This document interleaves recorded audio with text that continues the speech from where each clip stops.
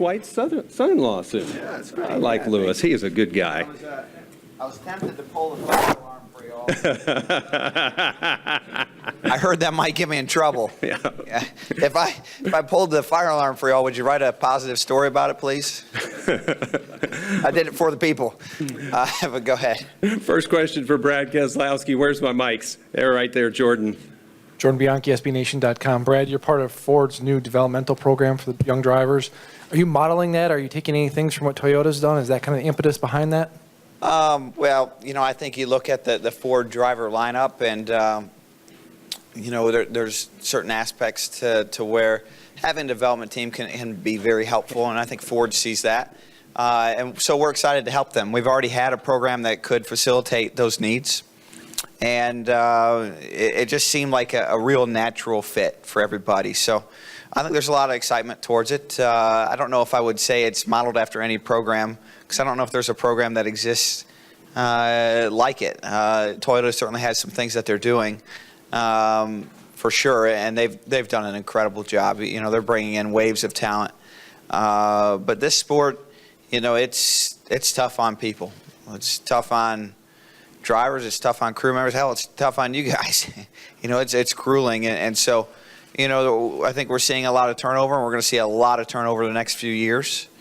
There's nothing wrong with being prepared. And I think Ford making the move they're making with the driver program really positions them in a key and strategic way in case that wave hits them. Tyler Burnett, Motor Racing Network. Brad, with the new race format enhancements, what would you say was the greatest debate or discussion going in when deciding the new rules? Greatest debate or discussion was probably about, well, I don't know. There's a bunch of them, but I can only answer for myself. Probably the greatest debate was on the whole playoff points situation and what should carry over and how long it should carry over. I felt very strongly that we needed to have the ability to connect the regular season to the postseason so that you didn't see teams win early in the season and kind of get into test mode. But trying to figure out how to do that in a way that wasn't overwhelming but still effective was certainly a pretty strong point of conversation. Jacob, excuse me. Jacob Seelman, Performance Motorsports Network. Brad, two things completely unrelated. In the back, on your left. Okay. Right here. Big lights. Take no offense. All good. Two things, both completely unrelated. First part, kind of following on from what Tyler asked you, how much of the format changes that we saw announced on Monday were things that you personally pushed for? And then I wanted to ask Joey this and didn't get to. Okay. Last year being Roger's 50th anniversary season, have you got a particular Roger story that maybe we didn't get to see during the course of the year? So two parts, right? One about Roger and one about the format changes. The first one, the format changes, I'm not looking to take any credit publicly or otherwise for getting anything changed here. There was a lot of collaboration. There are certainly some things that some people push for harder than others, but I don't want to get into the credit and blame game of what works and what doesn't work. So I was just proud and happy to be in the room and to hopefully have been helpful in the process. With respect to a good Roger story, what's a good Roger story? Well, I have some that aren't for public consumption, so I got to find the right one and won't get me in trouble. One of my favorite Roger stories was when we were going for the championship in 2012. And Roger's a very polished man, and I like that about him. Some would use the word stoic. And he does things with so much class and elegance that it's really like inspiring to you. But one thing that sticks out to me was when Roger got his first iPhone. And he was a BlackBerry guy, longtime BlackBerry guy. And the iPhone came out, and he wouldn't use it, wouldn't use the iPhone. And I remember the day he got his first iPhone. And Roger is about to have a birthday to where he leaves the 70s category. But either way, he got it while he was in his 70s. And he got this iPhone, and he was trying to learn how to use it. And he had just got it when I saw him at a race a couple years back. And he picks up this iPhone, and how does this work? How's this work? You know, and if you know Roger, you know the face he makes. And he puts it in front of you, and you're on the spot. And you're like, you want to show him, but you don't want to show him up, right? So you show him a few things, and he's learning how to use his iPhone. And you're like, oh, God, he's got a long ways to go, right? Normally you see people, you know, I think to my dad, you hand him an iPhone and he gives you a couple of sideways looks and says, you know, how do I turn it on? Next time I saw Roger, about a month later in another race, he was using it, and he was using it proficiently, almost as good as I could use it. And it's my favorite Roger story because I think it's kind of the story that explains why he's so successful. He's willing to pick up new technology, new things, even as he's in his 70s and beyond, and continue to expand and get better. You know, most people get 30, 40 years old and they're like, all right, I'm just going to cruise. Hell, he's in his 70s and he's still climbing, you know, and still learning and still growing.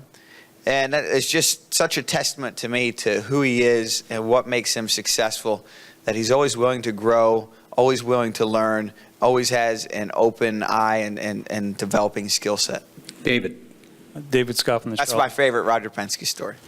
So David next Scott time from- you pick up some new technology and you don't know how it works, you know how I feel, because he makes me feel so damn guilty when I can't figure out how something works. But go ahead, David. I keep walking over. I'm back here, sorry. David Scott from Charlotte Observer. Brad, you've been critical of NASCAR's concussion protocol in the past. You said you'd have an open mind to it over the last couple of years. Has anything changed in your thinking? Yeah, you know, I read this great article.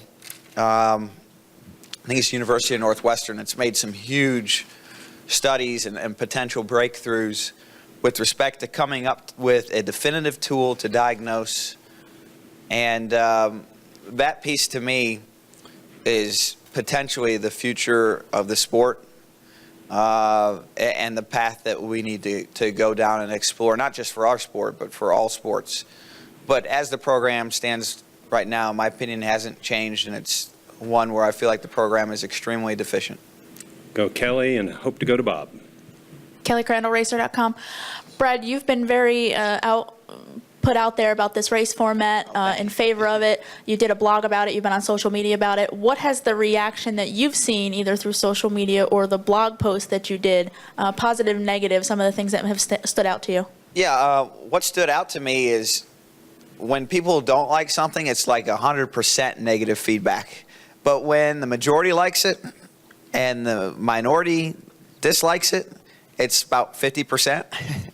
And so what stood out to me is that the feedback has been about 50%, which tells me the majority likes it and is going to give it a shot.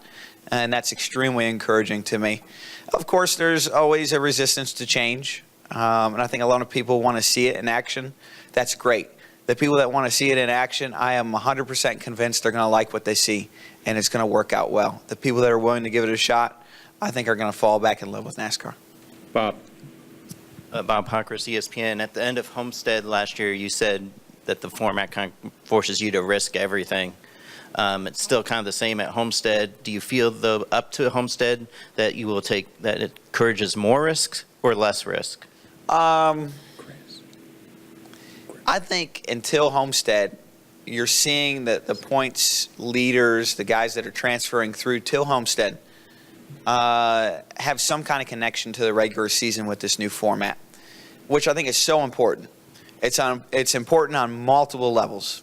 It's important from the team side and the driver's side because it keeps us honest. It keeps us pushing. It keeps us from taking races, not necessarily off, but races that we would have looked at before and said, let's save our best car, that race isn't important. The propensity to do that is going to go down. As drivers, I think what you're going to see is a desire and maybe more of an anger factor when things don't go your way in the regular season that didn't exist. And I think back to an example being, Kyle and Carl at Richmond with the bump and run, which is really one of the biggest moves in our sport. It's really what NASCAR racing was built on. And it really didn't do anything. It didn't make a big splash, didn't make a big headline, because it had no connection to the end. It had no connection to the pathway to Homestead. And so what I see now is this connection being refostered from the regular season to the postseason, which is so critical to driving the emotions of the drivers to have a connection. And that emotion doesn't stop there. I think that emotion carries over to its fans.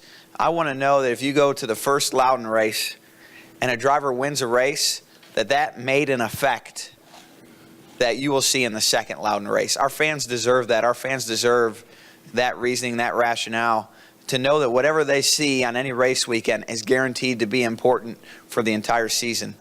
And so I think that's what I see in this balance with the format. There's still, the Homestead scenario, which, isn't ideal, but I understand and respect it. But I think the pathway to Homestead makes a lot more sense and will be a lot better for our sport. Chris, you get the last question of the media tour. ChrisKnightCatchfence.com, Brad. Wow, that's pressure. Yeah, I Did know, he right? just put the whole pressure of the entire day on you, Chris? Not a good thing. Big if true. Yeah, I know, right? That's a Jim Underwood. I want to talk about the truck series, your team, for a second. How much did you know about Chase Briscoe before he signed with Brad Keselowski Racing in the Ford Performance Driver Development Program? Have you watched him? Have you seen his accolades and what he's been able to do in such a short amount of time? Chase Briscoe. How can I sum Chase up? Chase, to me, and I hear this all the time, and I want to be really clear on this. I hear this all the time, how all the NASCAR drivers are, these rich millionaires that grew up with daddy's money. Look, I'm not complaining, but I didn't grow up with a big check to write to get a ride to where I am now. I did have some help from my family along the way, for sure. They taught me how to race. And everyone, I think, that makes it has a little bit of help from someone. But what I see in Chase that I love about the guy is this is a guy who moved to North Carolina just a handful of years ago, slept on couches, pushed brooms, worked in the shops, didn't have a ride, and somehow convinced other people to let him drive their race car, and was successful. Went out and won. He earned it. He earned the opportunity, went to the ARCA level, won races, won the championship. He's earned his opportunity. He's ate the humble pie. He's done the things that you would want a driver like that to do, and that I think of when I think of a real stock car driver back to his roots. And for that, I think he's going to be very successful, because it's that work ethic that carries you to the next level of success when you do get to the cup level. And so he's got a great base. He's got a great future in front of him. Of course, he's got to keep executing. He's got to make the most of this opportunity to get another one. I think he knows that. I think he's appreciative. As far as how well I knew him beforehand, I didn't know him personally, but I knew a lot of people that did. And it was those stories, along with his success, that drove me to making him a part of our team for 2017. Thank you for being with us, Brad Keselowski. Thank you.